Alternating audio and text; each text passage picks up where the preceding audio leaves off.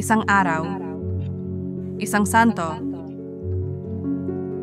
may maligayang pagdating sa channel na nagbibigay pugay sa mga lalaki at babae na nagmarka sa kasaysayan ng simbahan sa buong panahon. Ngayon, 19 ng Hunyo, ipinagdiriwang natin si San Romualdo. Kamusta? Si San Romualdo ay ipinanganak noong bandang taong 951 sa Ravenna, Italia, sa isang marangal na pamilya. Mula pagkabata, siya ay nahikayat sa buhay espiritual, bagamat ang kanyang kabataan ay napuno ng mga tukso at mundong gawain. Sa edad na 20, matapos masaksihan ng isang madugong duelo kung saan pinatay ng kanyang ama ang kalaban nito, nagpasya si Romualdo na umalis sa mundo upang ipagbayad sala ang krimeng iyon. Sumali siya sa isang monasteryo ng mga Benedictine kung saan nagsimula siyang mamuhay ng penitensya at panalangin.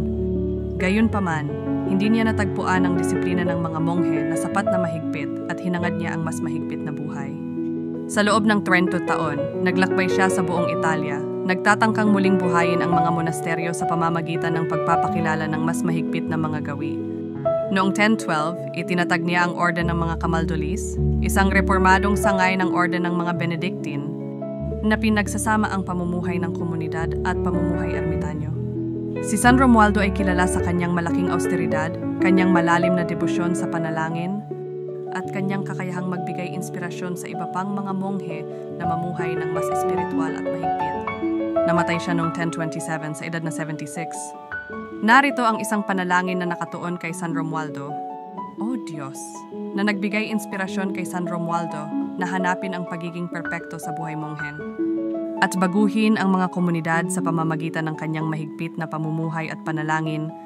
Ipagkaloob mo sa amin, sa pamamagitan ng kanyang pamamagitan, ang biyayang laging hanapin ang mas mapalapit sa iyo sa pamamagitan ng panalangin at penitensya. Naway ang kanyang halimbawa ng debosyon at disiplina ay magabayan kami sa aming espiritual na landas. San Romualdo, ipanalangin mo kami. Amen. May iba pang mga santo na ipinagdiriwang ngayong araw. Ipakikilala namin sila sa aming mga susunod na video. Maligayang pagdiriwang sa lahat ng ipinanganak ngayong araw